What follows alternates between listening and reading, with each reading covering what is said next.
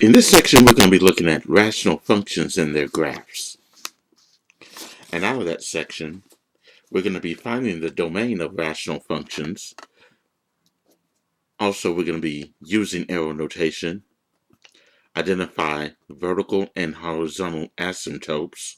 Also, we'll be graphing rational functions and identifying slant or oblique asymptotes. Let's define what a rational function is.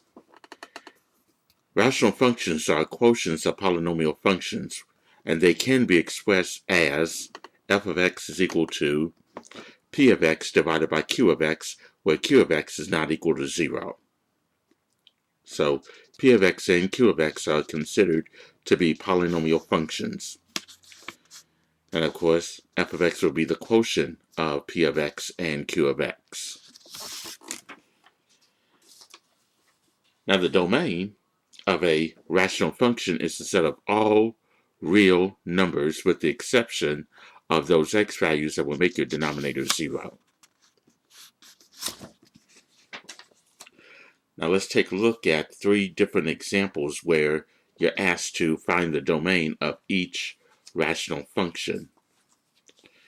Now these should be quite familiar because in a video that we did for functions, we talked about rational functions along with polynomial functions and radical functions where we find the domain. This is done the same way for the domain of a rational function. So in part A, you got this particular function, f of x is equal to x squared minus 25 divided by x minus 5. And in this particular problem, you just want to find the domain of that rational function. All right. We simply take the denominator, which is x minus 5, and set that equal to 0 because we want to find out what value of x that will cause your denominator to be 0.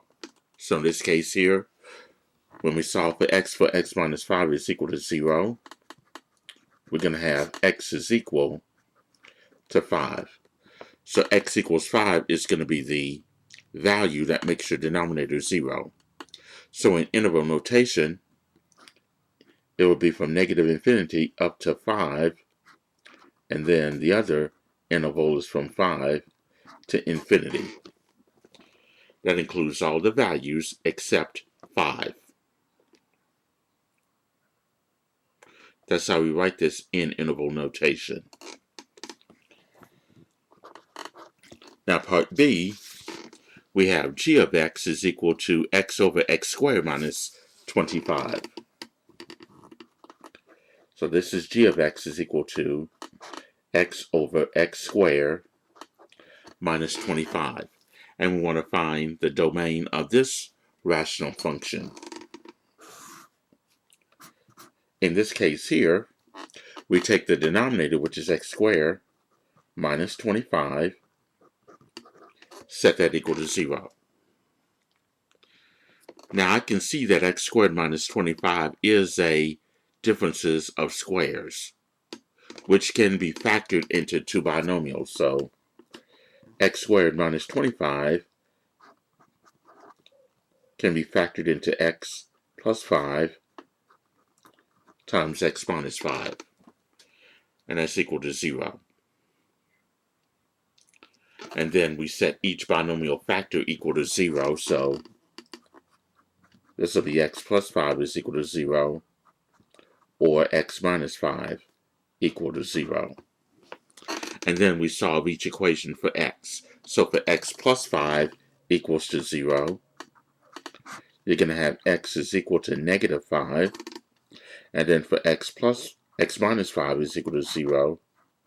If you add 5, you're going to get x is equal to 5. So negative 5 and positive 5 are the 2 values of x that will make your denominator 0. So in interval notation, we're going to have this negative infinity up to negative 5, and then from negative 5 to positive 5, and then the last interval 5 to infinity. Okay, so here we're going to have three intervals. One from negative infinity up to negative 5. Notice the parentheses is around the negative 5 to show that that value is not included in this interval. And then negative 5 to 5 with parentheses, and then 5 to infinity, again with parentheses. Now part C, we got h of x is equal to x plus 5 divided by x squared plus 25. Okay. Now I'll let you see what part C looks like. X plus 5 divided by x squared minus 25. That's h of x. Again, we want to find the domain of this rational function. In this case here, you're going to set x squared plus 25 equal to 0. And then you're going to solve for x. So here, we need to get that x squared by itself by subtracting 25 on both sides. So that means you're going to have x squared equals negative 25. And then if you take the square root on both sides, this will be x is equal to, and since this is an equation, we introduce plus or minus. Square root of negative 25 is simply 5i, because the square root of 25 is 5, and the negative sign is underneath the radical, so we have to introduce I. So we're looking at x is equal to positive 5i, and x is equal to negative 5i. Unfortunately, these two are imaginary numbers, and the domain is defined as the set of all real numbers. Okay, here it is again. The domain of a rational function, that's a set of all real numbers. We came up with imaginary numbers here. So any real number would satisfy this particular rational function, positive or negative, because of the fact that we're squaring it and we're adding something to it. So that domain in interval notation will be from negative infinity to infinity. That encompasses the set of all real numbers. Okay. Now I'm going to briefly discuss what arrow notation is. X approaching A with a plus sign, that means X approaches A from the right. So in this case here, let's say we have this line here. Let's say A is right here. Okay.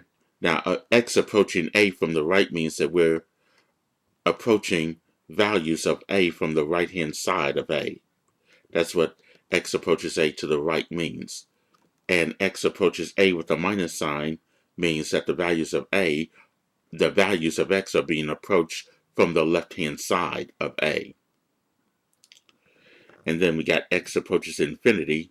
That means that X gets bigger and bigger and bigger without bound. And then X approaches negative infinity means that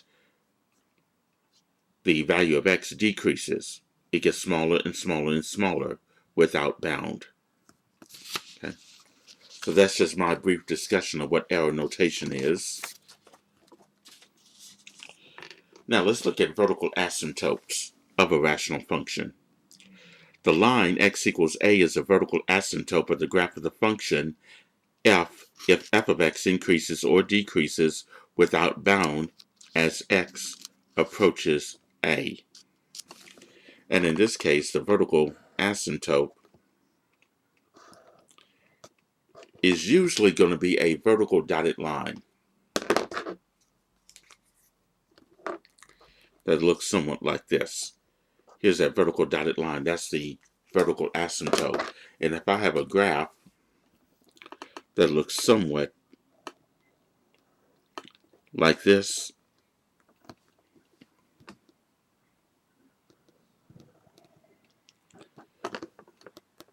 yeah, that would be the vertical asymptote. That's usually going to be that vertical line where my denominator is going to be equal to 0. Okay. So that's basically what a vertical asymptote would look like. And to locate a vertical asymptote, you'll have this. If f of x equals p of x over q of x is a rational function in which p of x and q of x have no common factors, and a is a zero of q of x, which is your denominator, then x equals a is the vertical asymptote of the graph of f. Okay. And we're going to look at a few examples that deal with finding the vertical asymptotes of each one of these rational functions. Like in part A, you got f of x is equal to x over x squared minus 1.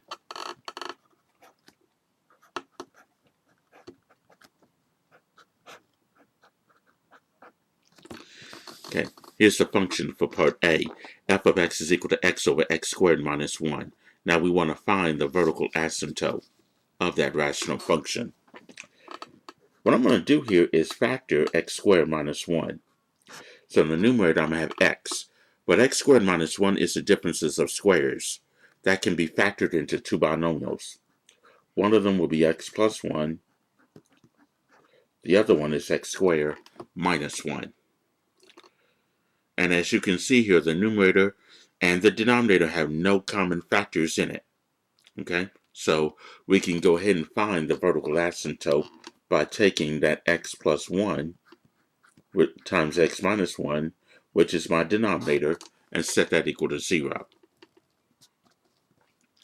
And then set each binomial factor equal to 0. So we'll set x plus 1 equal to 0, or then we set x minus 1 equal to 0. And that's x minus 1 here. So for x plus 1 is equal to 0, if we subtract 1, you'll get x is equal to negative 1. And then for x minus 1 is equal to 0, you'll have x is equal to positive 1. So my two vertical asymptotes are x equal negative 1 and x is equal to 1.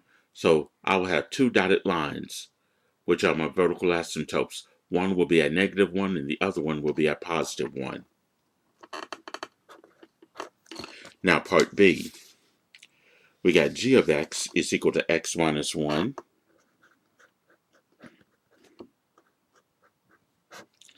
divided by x squared minus 1. Now notice in this case, we need to factor this just like we did in part A. So here, this is g of x. That'd be x minus 1 in the numerator. Again, x squared minus 1, that's factored as x plus 1 times x minus 1. Now notice that we have a common factor in the numerator and the denominator. That's your x minus 1.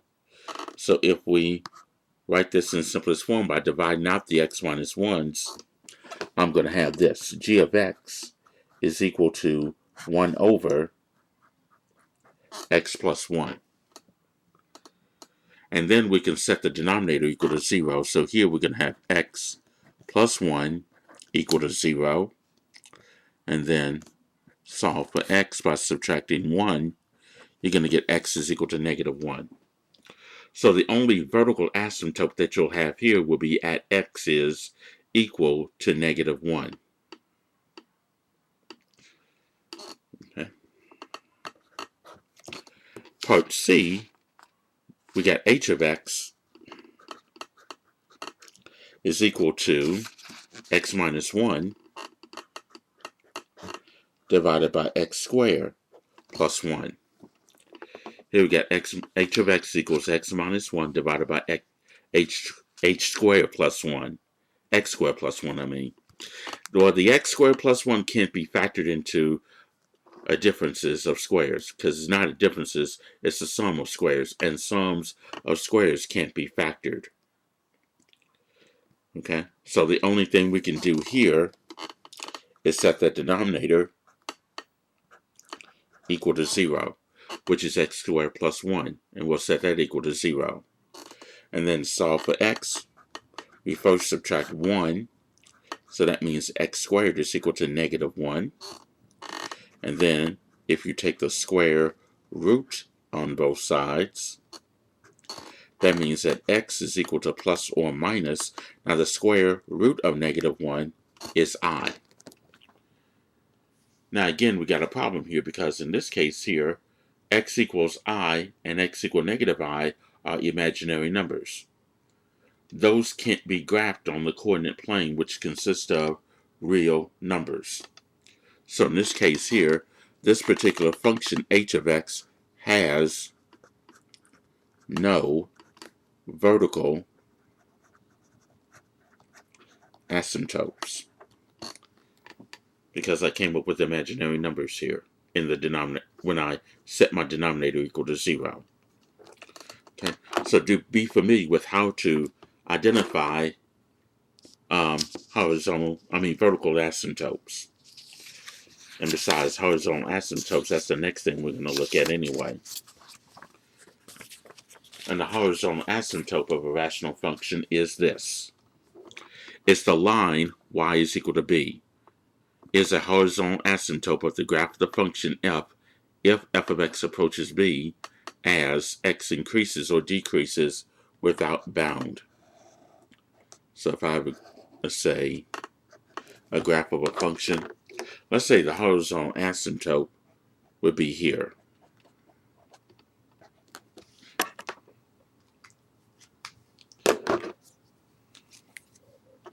And in some cases, the horizontal asymptote could go like this. The graph could be approaching that horizontal asymptote like this.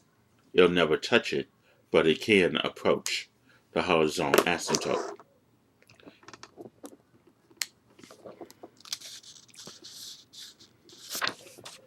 Now, locating the horizontal asymptote is a little bit different from doing the vertical asymptotes. Here you're going to let f be a rational function given by all of this. As you can see, where a sub n is equal to 0 and b sub m is not equal to 0. A sub n and b sub m can't be equal to 0. So f of x will be the function a sub n x to the n plus, and so on, all the way down to a sub 0 divided by b sub m x to the m, and so on, all the way down to b sub 0. That's a lot. Now, the degree of the numerator is n. That's the highest exponent in the numerator. M is the degree of the denominator. That's the highest exponent in your denominator. So you're going to be identifying the highest exponent in your numerator, which is n. M will be the highest exponent in your denominator. You're going to compare those two. If n is less than m, that means that the highest exponent in the numerator is less than the highest exponent in your denominator, then the equation y is equal to 0, or the x-axis, will be your horizontal asymptote. Or if n is equal to m, that's the highest exponent in the numerator, equals the highest exponent in your denominator, then you're going to use this equation, y is equal to a sub n over b sub m. You're going to have your leading coefficients, a sub n divided by b sub m. That will be your horizontal asymptote. And if n is greater than m, if the highest exponent in your numerator is greater than the highest exponent in your denominator, then that graph will not have a horizontal asymptote. Okay, so that's the rule that you're going to be using to locate horizontal asymptotes. And we're going to use that to do these examples here, like this one. We want to find the horizontal asymptote, if any, of the graph of each rational function. And we're going to start with part A, which is, of course, f of x is equal to 9x squared divided by 3x squared plus 1. That's part A. Now, we first identify n and identify m. N is the highest exponent in the numerator. That's 2. The m is the highest exponent in the denominator. That's also 2. Now compare n with m. Here n is equal to m. So that means we need to use this formula, y is equal to a sub n divided by b sub m. Now a sub n comes from the coefficient of the variable with the highest exponent in your numerator. In this case, that's 9, divided by b sub m is the coefficient of the variable with the highest exponent in the denominator. That's your 3. So now you get 9 divided by 3, which is, of course, 3. So your equation, y is equal to 3, is the horizontal asymptote.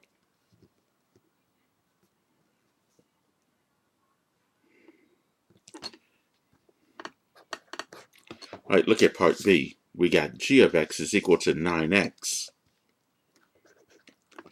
G of x equals 9x divided by 3x squared plus 1.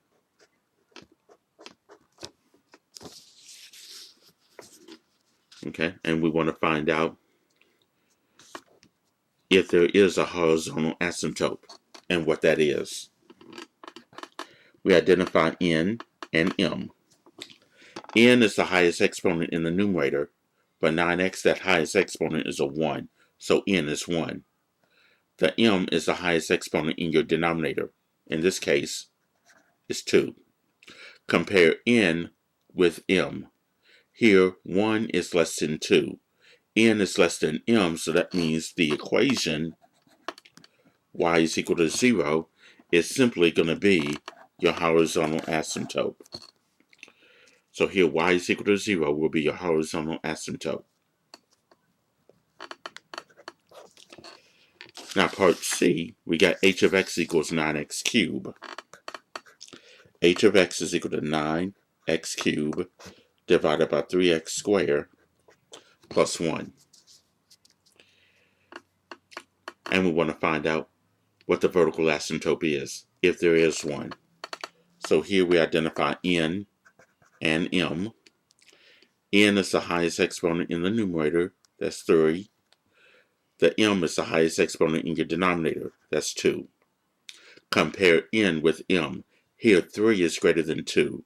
So n is greater than m, so that means that this graph has no horizontal asymptote. Okay, because n is greater than m when you compare those two.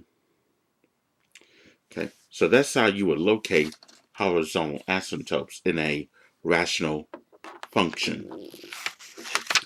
Okay. All right, the next thing we're going to look at, now we're going to put all of this together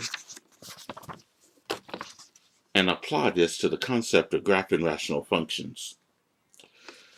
So if we want to graph this function, f of x is equal to p of x over q of x, where p and q are polynomial functions that have no common factors, here we're going to use this strategy for graphing a rational function. And there's 7 steps that go along with this, trust me. Number 1, determine whether the graph of the function f of x has symmetry. Now, if you recall, when you replace your x with negative x,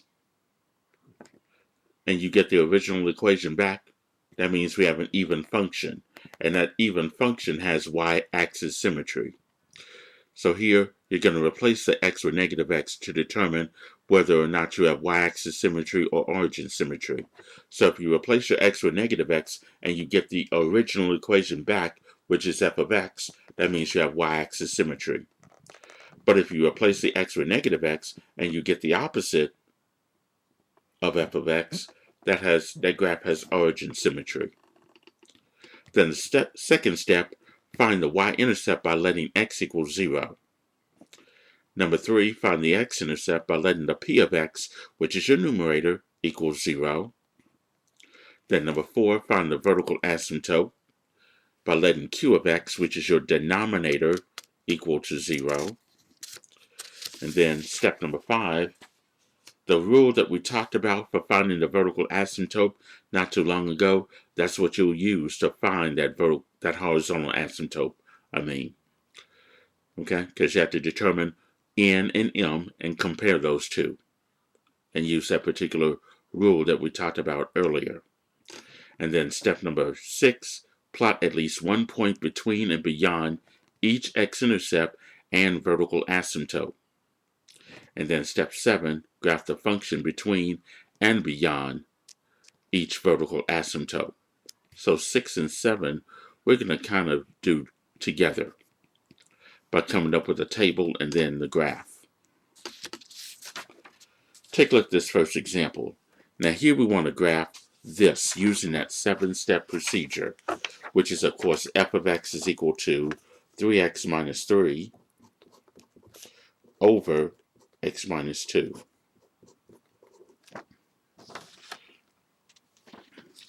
F of x is equal to 3x minus 3 divided by x minus 2. Alright, we want to first determine whether this graph has symmetry. That's step number 1. And we do that by replacing the x with negative x in this equation. So we have 3 times negative x, then minus 3. The denominator will be negative x minus 2. Now if we simplify that, the numerator will be negative 3x minus 3 over negative x minus 2. Now unfortunately, we're not going to be able to manipulate this in a way that we will get the opposite of f of x. Okay? So in this case here, this graph will have no symmetry. This is one of those graphs that does not have symmetry in it. Because there will be some graphs that you'll come across that won't have symmetry at all. And then number 2, you want to find the y-intercept. And the y-intercept, we always let x equal 0 in our function. So f of 0 will be 3 times 0 minus 3 divided by 0 minus 2. Well, 3 times 0 is 0 minus 3, which is negative 3, over 0 minus 2, that's negative 2. Well, negative 3 over negative 2, I'll say that to be 1.5. Or you could say 3/2 if you like. But 3/2 is the same as 1.5 or 1.5. So we know the y-intercept is going to be at 1.5, halfway between 1 and 2. And then number 3 is calculating the x-intercept. To find the x-intercept, we take our numerator, which is 3x minus 3, and set that equal to 0. So we got 3x minus 3 is equal to 0. And then we get the x by itself by adding 3. So you have 3x is equal to 3. And divide both sides by 3, you're going to get x is equal to 1. So x equals 1 represents the x-intercept.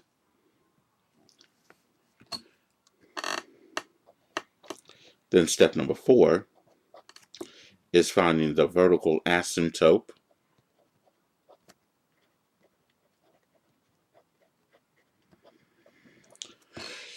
To find the vertical asymptote here, you take your denominator, which is x minus 2, set that equal to 0.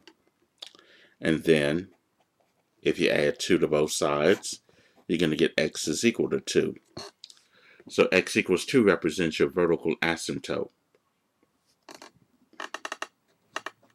And then step number 5 is finding the horizontal asymptote.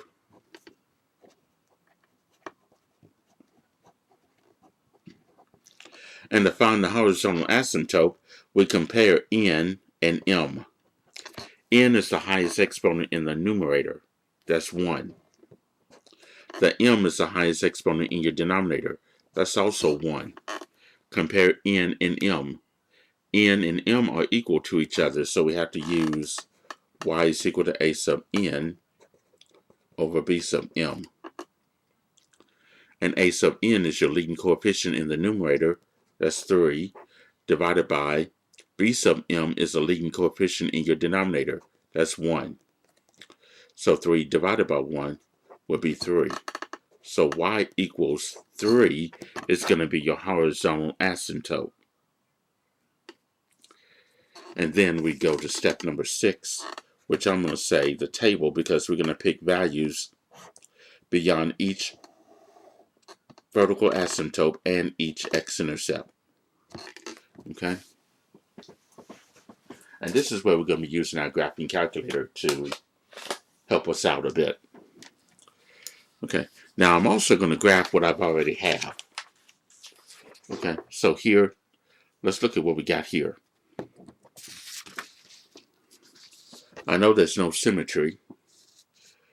The y-intercept is at 1.5, so we're going to go up to 1.5, halfway between 1 and 2, and draw that point, because that's the y-intercept. The x-intercept was at x is equal to 1, so on the x-axis we go to 1 and draw the point. The vertical asymptote is at x is equal to 2. So here's our vertical dotted line showing the vertical asymptote, because that's where the value, that's where we will get a 0 in the denominator. And our horizontal asymptote is y is equal to 3. That's going to be this horizontal line crossing the y-axis at 3. So this is our horizontal asymptote right here.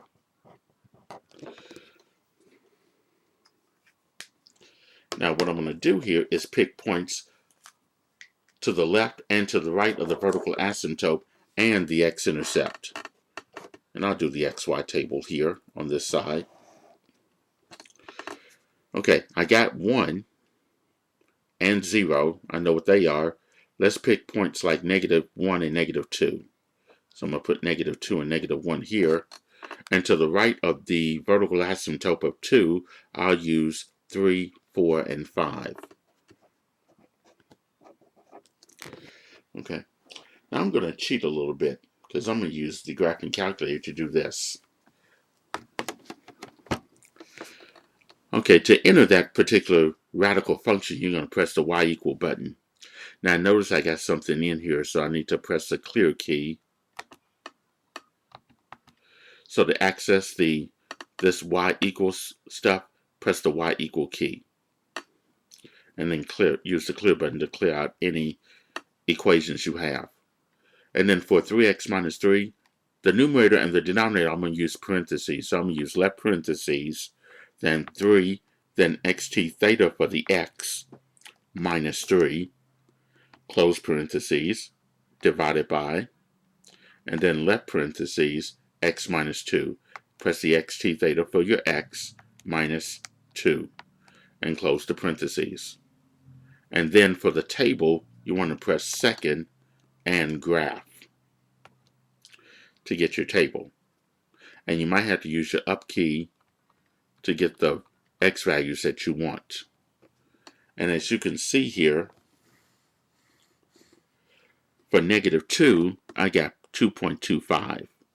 So at -2, the y value is 2.25. At -1 is 3. No, I'm sorry, that's 2. And at 3, and if I use my down arrow key to find what 3 is, at 3, that y value is going to be 6. And at 4, it'll be 4.5. And at 5, it'll be 4. Okay, so here, this is how I come up with my table. Okay, so here you have to use your y equal and then put the expression for the numerator and the denominator in the parentheses, hit second and graph for your table, and use your up and down arrow keys to get those x values that you want. Okay, so now I have my table. Let me move this out the way so I can go ahead and plot the rest of these points. For -2, we have 2.25. So we go to the left 2 and up 2 1/4 of the way. So I know this part of the graph is going to go like this on this end, approaching the horizontal asymptote, and this end will be approaching the vertical asymptote like this. It won't touch it. And then for 3, 6, to the right 3 and up 6. For 4 and 4.5 to the right 4 and go up 4.5. And then for 5, 4 to the right 5 and up 4. So no, this graph is going to come up like this, approaching the vertical asymptote. This end will be approaching the horizontal asymptote like this. So what you see here is the graph of the function f of x is equal to 3x minus 3 divided by x minus 2. So that's how you'll graph that rational function. You can do the check by pressing the graph key, or press zoom 6 to get your standard window. In this case, you can see where the vertical asymptote is. And the graph does look somewhat like what I have here. Okay. All right, now let's look at another graph that we can use here.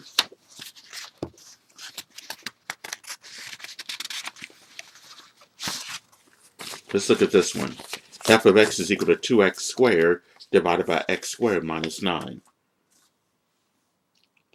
F of x is equal to 2x squared divided by x squared minus 9. And let's see if we can graph this particular rational function using that 7-step procedure.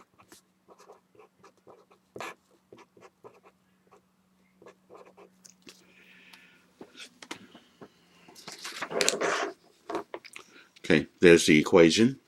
And the first thing we're going to do here is determine whether or not that graph has symmetry. And we always replace the x with negative x to find out whether that graph has symmetry. So in this case here, we got 2 times negative x, and that's squared. In the denominator, we got negative x, and that's squared, minus 9. Well, negative x and u squared will be x squared, so the numerator will be 2x squared. And for the same reason here, negative x and u squared will be x squared, minus 9. Notice we got the original equation that we started off with. Okay? So that means that this particular graph has y-axis symmetry. That means that this graph is going to be symmetric with respect to the y-axis. So one part of the graph has a mirror image of the other part of that graph. Number 2, find the y-intercept. We always replace your x with 0, so in that function you'll have 2 times 0 squared divided by 0 squared minus 9. And then simplify that. 0 squared is 0 times 2, which is 0, over 0 squared is 0 minus 9, that's negative 9. So 0 over negative 9 is simply going to be 0. Okay, so the y-intercept will be at 0. And then step number 3 will be finding the x-intercept.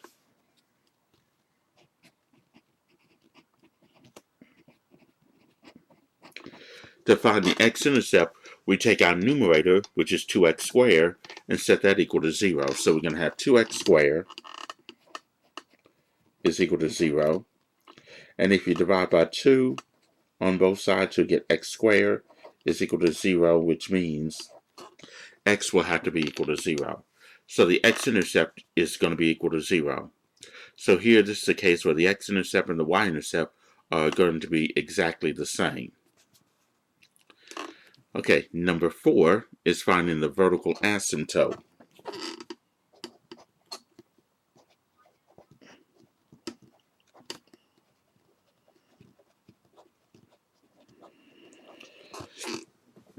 To locate the vertical asymptote, we set the denominator equal to 0. Our denominator is x squared minus 9. We set that equal to 0.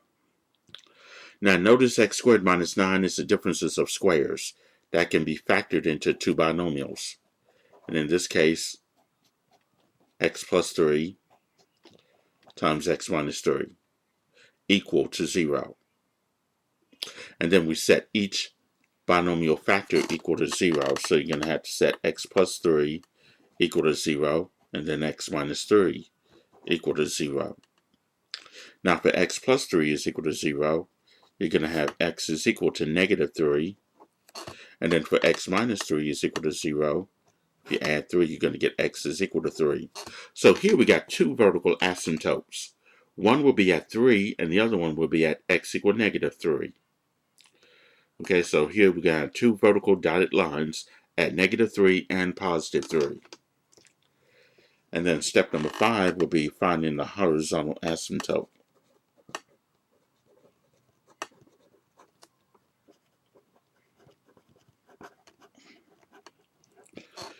All right, to find the horizontal asymptote, we identify n and m. The n is the highest exponent in the numerator. In this case, that's a 2. The m is the highest exponent in your denominator. Highest exponent in your numerator is n. The highest exponent in your denominator is m, and m is 2. So here, if you compare n and m, they're both the same. So we got y is equal to a sub n divided by b sub m. Those are your leading coefficients. A sub n is the leading coefficient in the numerator. That's 2. Divided by b sub m, which is your leading coefficient in your denominator. That's 1. So 2 over 1, which will be 2. So the equation, y is equal to 2, is your horizontal asymptote. Now step 6 and number 7 are going to be done simultaneously. That's the table and the graph. I'm going to put number 6 off to the side, which is your table of xy values. And then we're going to plot what we already have on the coordinate plane. In this case here, we know the y-intercept is 0, and your x-intercept is at 0. The vertical asymptotes are at negative 3 and positive 3. So I'm going to draw a vertical line at negative 3, like this, because that represents one vertical asymptote. And then at positive 3, I'm going to draw another vertical asymptote that looks like this. And my horizontal asymptote is at y is equal to 2. So I'm going to draw a horizontal line at 2, like this.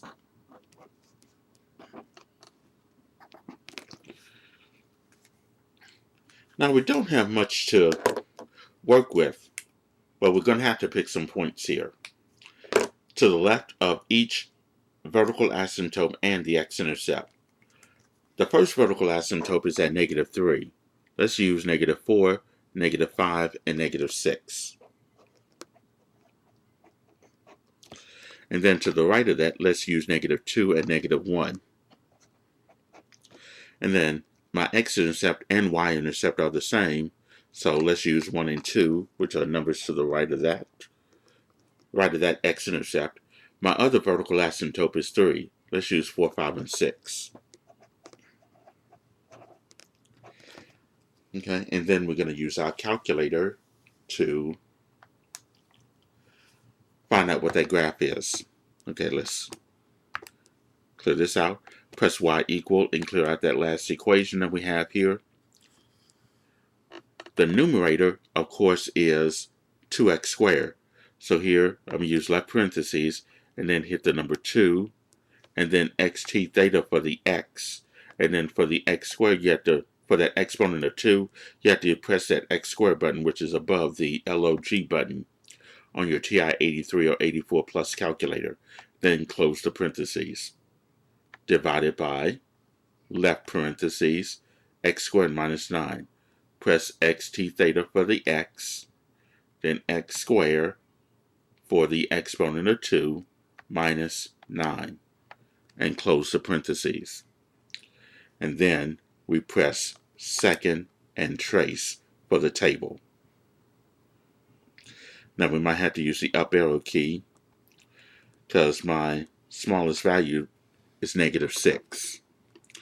And then we just fill in those numbers. For x equal -6, we're going to say positive 2.67, or 2 2/3.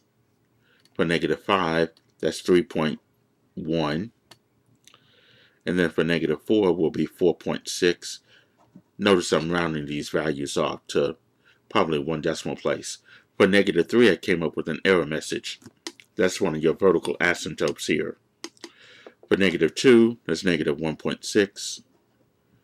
For -1, that's -0.25. And then if I press my down arrow key, notice that 0, it is 0. That's the x-intercept and the y-intercept. For 1, that's -0.25.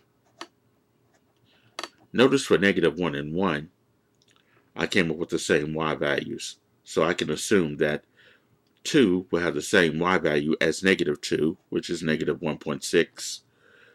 4 will have the same y value as -4, 4.6. 5 has the same y value as -5. And 6 has the same y value as -6. Okay? Because here it does have y-axis symmetry. So I can assume that these values on the positive end will have the same y value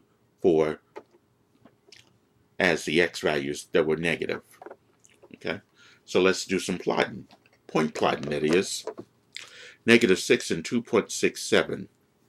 To the left 6 and up 2.67, or 2 2/3, which will be about right here. -5 and 3.1 will be to the left 5 and up 3 and about 1/10 of the way.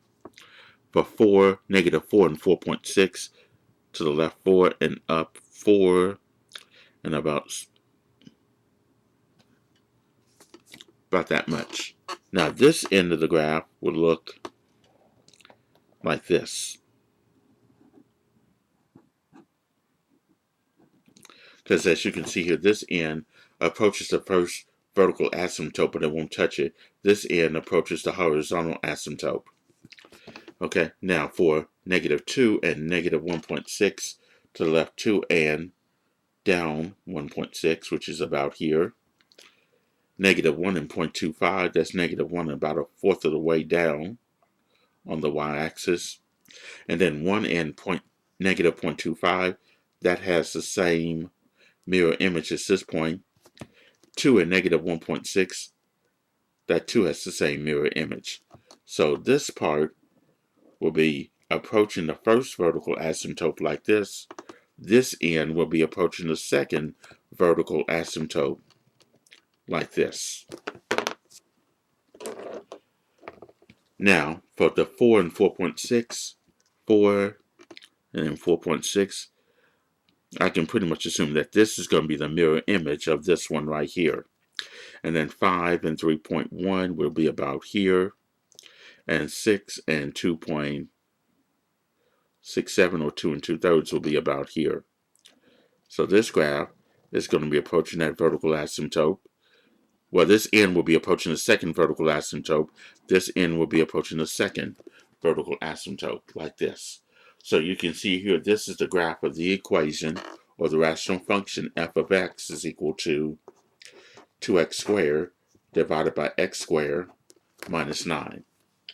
This is the graph that has y-axis symmetry. And again, if you want to do the check, since I've already got that equation in the computer, in the calculator, press the graph key. And you'll see those vertical asymptotes on here.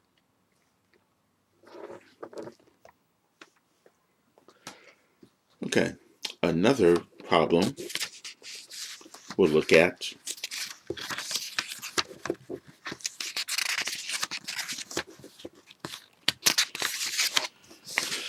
will be this one. F of x is equal to x to the 4th divided by x squared plus 2.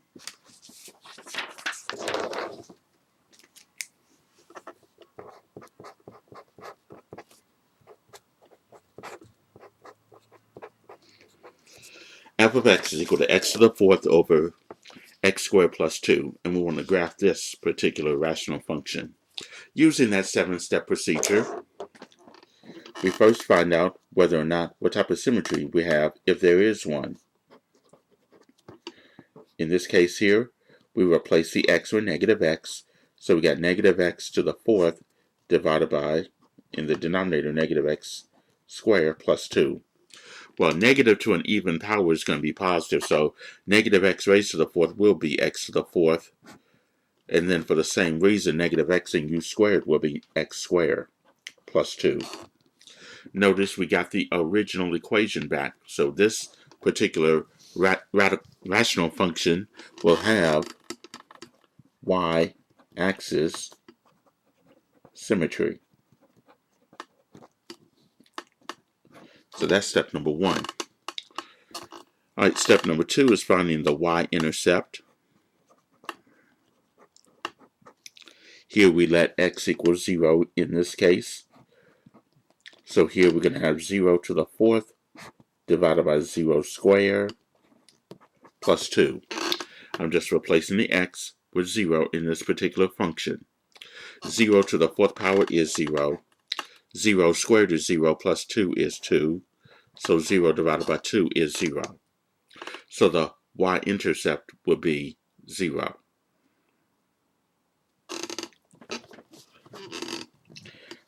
Number 3, the x-intercept. Here we let the numerator, which is x to the fourth, equal to 0. And the only value of x that would give us 0 will have to be 0. So we can just say x is equal to 0 here in this case. So the x-intercept is the same as the y-intercept, just like in that last example. Now step number 4 is finding the vertical asymptote.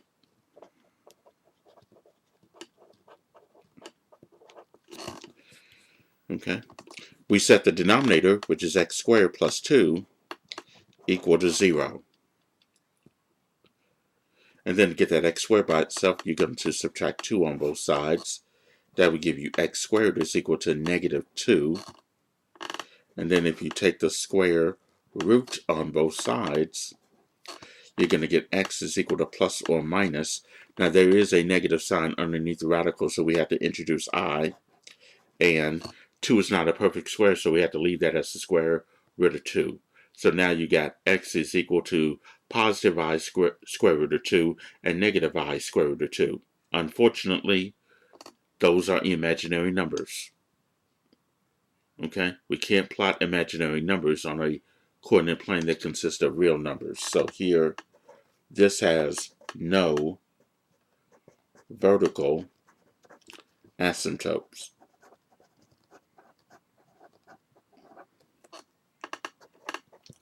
Okay, so that's step 4.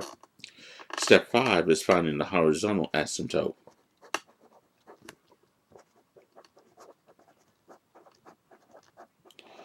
In this case, we identify n and we identify m. The n is the highest exponent in your numerator, that's 4. The m is the highest exponent in your denominator, that's a 2. Compare n with m. Here n is bigger than m. And according to how to locate horizontal asymptote, if n is bigger than m, that particular graph will have no horizontal asymptote. So the graph of that function will have no horizontal asymptote. Okay, so let's use this information to try to graph this rational function. And step number 6, of course, will be the table, and 7 is the graph. Let's graph what we already have. The only thing we have right now is the y-intercept and the x-intercept. They're both 0. So we'll just draw a point at 0. And let's pick some points to the left and to the right of that x-intercept. Now the graph has no vertical asymptotes, nor does it have a horizontal asymptote. So let's pick points like -3, -2, -1. Those are points to the left, and points to the right would be 1, 2, and 3. And then we'll go ahead and use our calculator to do this. Press y equal, include this equation out. The numerator is x to the 4th, so we'll do left parentheses, press the xt theta for the x. Now, for the exponent of 4, you're going to have to use this key, which looks like an upside down V, and it's below the clear key, so you have to press that button and then type in 4. That represents x to the 4th divided by left parentheses x squared plus 2. Hit the xt theta for the x, hit your x squared button for the exponent of 2 plus 2, close parentheses. And then for the table, hit second and graph, and there you have it. And let's use our up arrow key. For -3, that's going to be about, let's say, 7.4. And then for -2, that's going to be 2.67. Then for -1, that'll be 0.33. Then for 1, as you can see, that's the same as -1. And for 2, you got the same y value as -2. And then for 3, you get the same y value as -3. So it's safe to assume that we do have y-axis symmetry. Now let's plot these points. Let's see, 7.4, well, -3 and 7.4 will be up here. And then -2 and 2.67, or 2 2/3, will be about here. Then for -1 and 0.333, that's 1/3. And 1 has that same y value as -1. 2 has the same y value as -2. And 3 has the same y value as -3. So here, this would be the graph of that rational function, which is in this case f of x is equal to x to the 4th divided by x squared plus 2. And to check, you can press the graph key and notice what that graph looks like. So pretty much similar to what we have here. Okay, so that's pretty much how we graph rational functions using that 7-step procedure. Okay, now the next thing we're going to look at is the slant asymptote of a rational function. Okay, if I can get to it, here it is.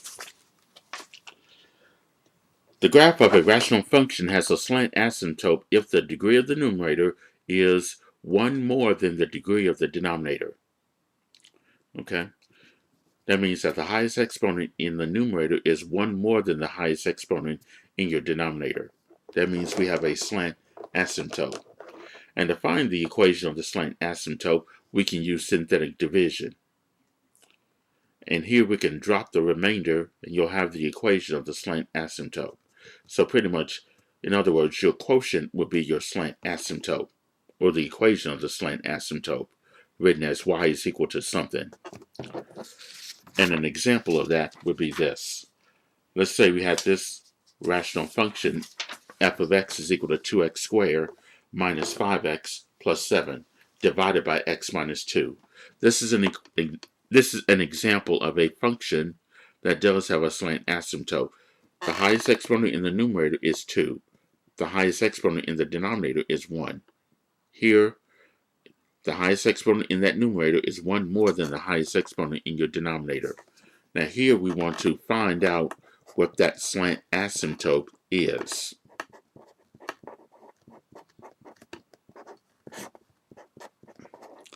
Okay, and here's how we're going to find out what that slant asymptote is. We're going to use synthetic division because the denominator is has an exponent of 1. Well, the highest exponent in your denominator is 1, so we can use synthetic division. If you recall synthetic division, your divisor is x minus 2, and it's going to be a positive 2 here. Had that been x plus 2, then that 2 would have been negative. The numerator, that's your dividend. There are no missing terms. We got x squared, an x, and a constant. Let's use their coefficients, which is going to be 2, negative 5, 7. And then from here, we go ahead and use the synthetic division process. Bring this 2 down in the bottom row, and then you're going to do 2 times the divisor, which is 2, so 2 times 2 will be 4. And then add 5 and negative 4 together, you're going to get negative 1. And then negative 1 times 2, which will be negative 2. Add 7 and 2 together, you're going to get 5. Now we're going to drop that remainder of 5. Because if you recall, the last number in the last row is always your remainder. We're going to drop that remainder. This part represents the quotient, which is going to be the equation of your slant asymptote. And it's going to be one exponent less than the highest exponent of our dividend. If it was 2x squared, then this 2 will be your coefficient of x. So it'll be 2x minus 1. And we need to write that as an equation, so that means that the equation y equals 2x minus 1 can be considered as your slant asymptote. That's the slant asymptote here. Y is equal to 2x minus 1. And that will conclude this particular section on rational functions and their graphs.